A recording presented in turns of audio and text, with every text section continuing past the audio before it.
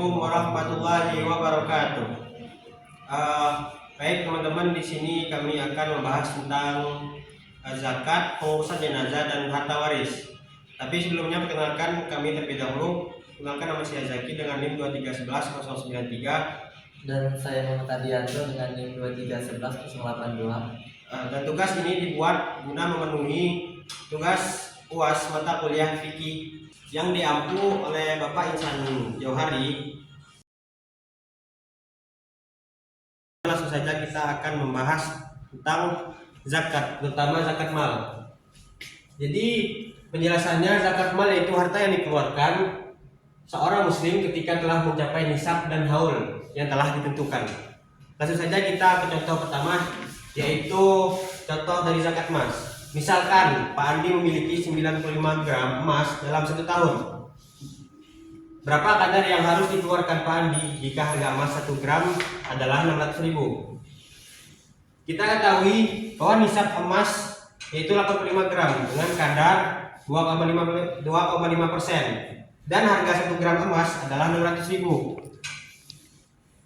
Jadi hitungannya adalah 85 gram dikali 600.000 sama dengan harganya hasilnya 51 juta. Dan 95 gram tadi dari emas yang dimiliki oleh Pak Andi dikali 600 hasilnya 57 juta. Maka besar zakat emas yang harus dikeluarkan Pak Andi yaitu 57 juta dikali dengan 2,5%, hasilnya adalah 1.425.000. Ya. Baiklah, saya akan melanjutkan materi dari Zaki, yaitu zakat profesi. Dengan contoh, misalkan Pak Yanto mendapatkan gaji senilai 8 juta per 1 bulan dengan pengeluaran 1 tahun sebesar 30 juta. Berapa kadar yang harus dikeluarkan Pak Yanto dengan jangka 1 tahun? Cara menghitungnya yaitu rumus sama dengan penghitungan zakat emas. Memiliki nisab sebesar 85 gram emas dengan kadar 2,5%. Nah, diketahui pendapatan per 1 bulan Pak Yanto senilai 8 juta. Dan dengan dikalikan 12 bulan. Jadi 8 juta dikali 12 bulan yaitu 96. Kan pengeluaran Pak Yanto dalam 1 tahun yaitu 30 juta. Jadi dikurang 30 juta sama dengan 66. Maka besar zakat yang harus dikeluarkan Pak Yanto senilai 2,5% dikali 66 sama dengan 1.650.000. Yaitu zakat pertanian. Misalkan Pak Agus mendapatkan keuntungan bersih waktu panen padi senilai 65 juta dengan biaya perawatan 15 juta yang diairi dengan air irigasi. Berapa zakat yang harus dikeluarkan Pak Agus? Nah, untuk zakat pertanian itu dibedakan menjadi 2. Kalau diairi dengan imigrasi senilai 5%. Kalau diairi dengan air hujan senilai 10%. Nah, di sini kami menggunakan irigasi. Jadi, kadar yang kami keluarkan yaitu sebesar 5%. Nah, diketahui Pak Yanto memiliki penghasilan 65 juta dengan biaya perawatan 15 juta. Jadi 65 dikurang 15 sama dengan 50 juta. Maka zakat yang harus dikeluarkan Pak Agus senilai 50 dikali 5%, jadi zakat yang harus dikeluarkan Pak Agus senilai 2,5 juta.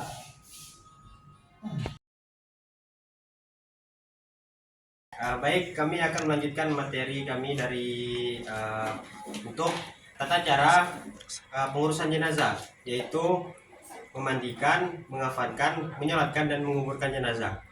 Untuk yang pertama, langsung saja kita akan memandikan jenazah. Untuk air yang digunakan, yang pertama itu ada air mutlak atau air bersih, terus yang kedua air sabun, dan yang ketiga air kapur barus. Untuk yang pertama, kita membersihkan najis dari mayat dengan mengurut bagian-bagian tubuh untuk mengeluarkan najis-najis pada mayat. sembari disiram dengan air. Sini nggak di sini. Kalau untuk di gigi itu menggunakan jari tangan untuk membersihkannya.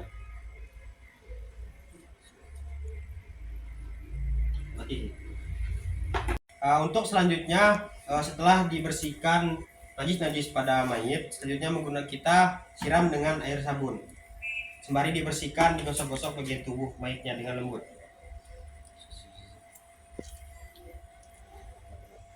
Nah, jika sudah kembali lagi disiram dengan air bersih. Sembari digosokkan juga. Dan jika sudah, selanjutnya kita gunakan air kapur barus. Kita siram ke seluruh tubuh mayit, ke sela-sela tubuh mayit untuk mewangikan mayit. Jika sudah menyiram kapur barus, selanjutnya kita wudukan mayit seperti kita berwudu seperti biasa.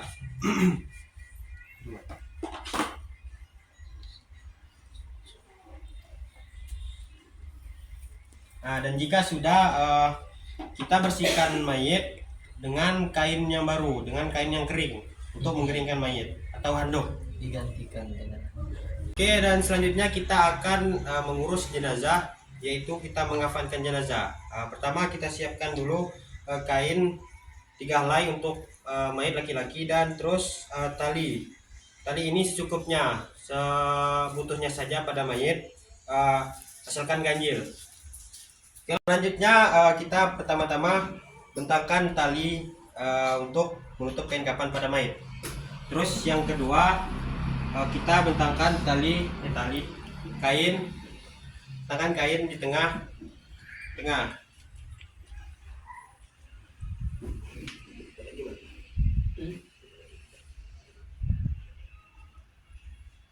Ini untuk kain pertama. Terus kain kedua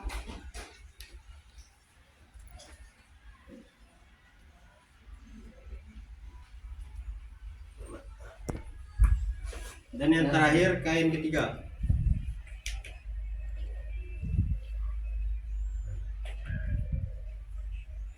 Jika sudah letakkan mayit di atas kain kafan yang telah disediakan dengan ditutup kain di atasnya.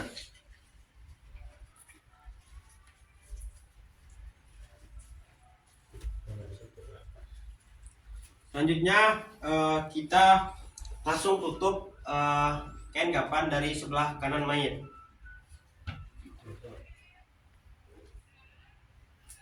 Dan usahakan kainnya menutupi mayit.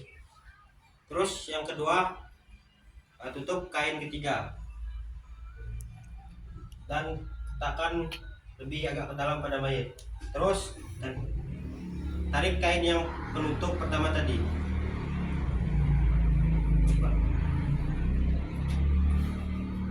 Setelah ditarik kain yang menutupi pada mayat pertama kali, selanjutnya kita bungkus jenazah dengan kain yang pertama. Kita bungkus dari sebelah kanan mayat, terus ke sebelah kiri mayat.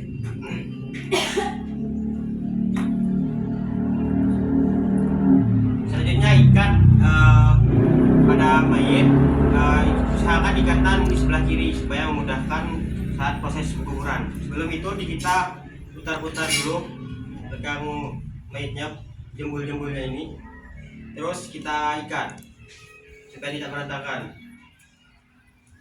Tadi ikatannya sebelah kiri ya teman-teman.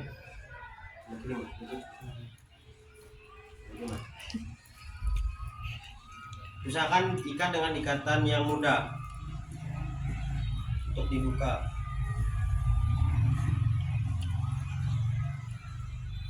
Baik teman-teman, inilah tata cara untuk membungkus atau mengkafani mayit. Terima kasih. Baik, selanjutnya kami akan mempraktekkan pengurusan jenazah selanjutnya, yaitu menyolatkan. Menyolatkan jenazah, kalau kita menyolatkan jenazah laki-laki itu imam menghadap kepala mayit. Untuk tata cara sholat mayit, sholat jenazahnya, yang pertama yaitu kita baca niat. Niatnya adalah usolli ala hadzal maitil hadir arba'at takbiratin fardhu kifayati, kalau kita menjadi imam imaman, kalau menjadi makmum makmuman lillahi ta'ala. Terus takbir. Takbir yang pertama kita membaca Al-Fatihah.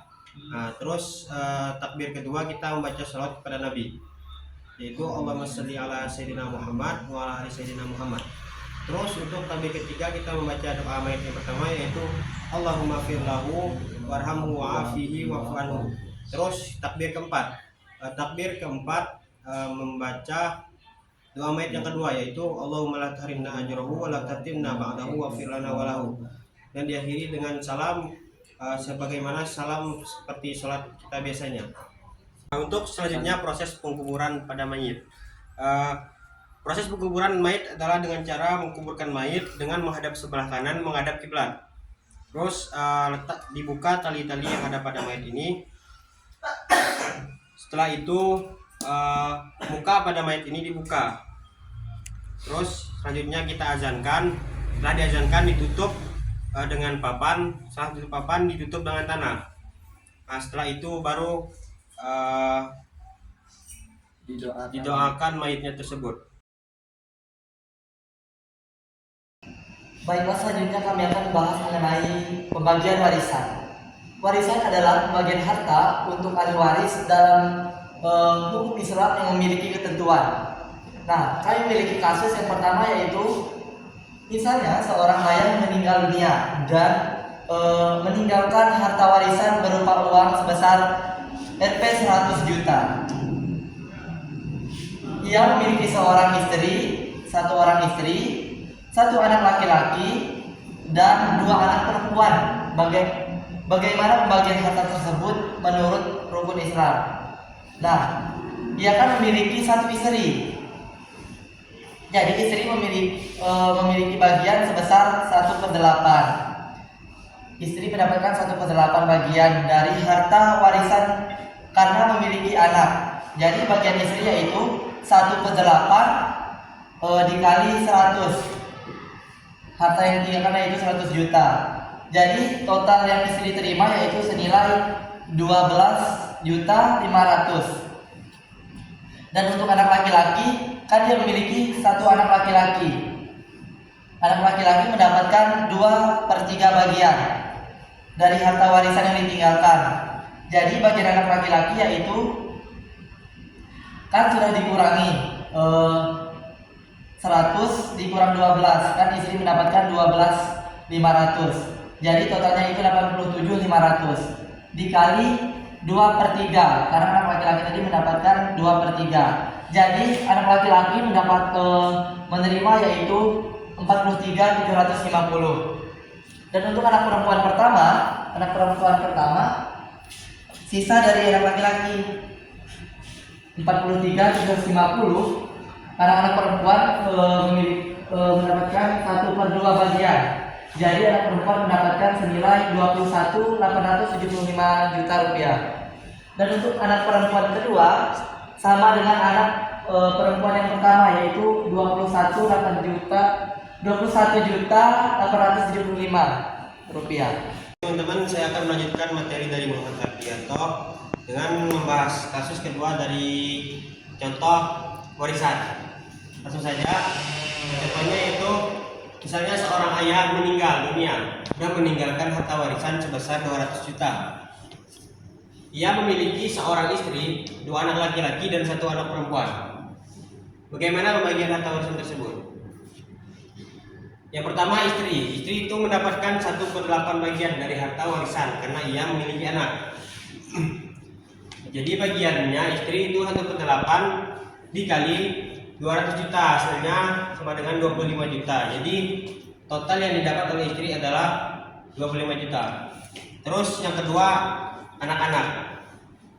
Tadi kan 200 juta ini kan sudah dikurangi, maksudnya sudah berkurang dari bagian istri. Jadi 200 juta dikurang dengan 25 juta, hasilnya sisanya 175 juta. Terus untuk total bagian dari anak-anak tersebut, 2 bagian untuk anak laki-laki pertama dan 2 bagian untuk anak laki-laki kedua dan 1 bagian untuk anak perempuan. Jadi totalnya ada 5 bagian. Jadi nilai setiap bagiannya itu 175 juta dibagi 5 bagian tadi. Jadi hasilnya adalah 35 juta.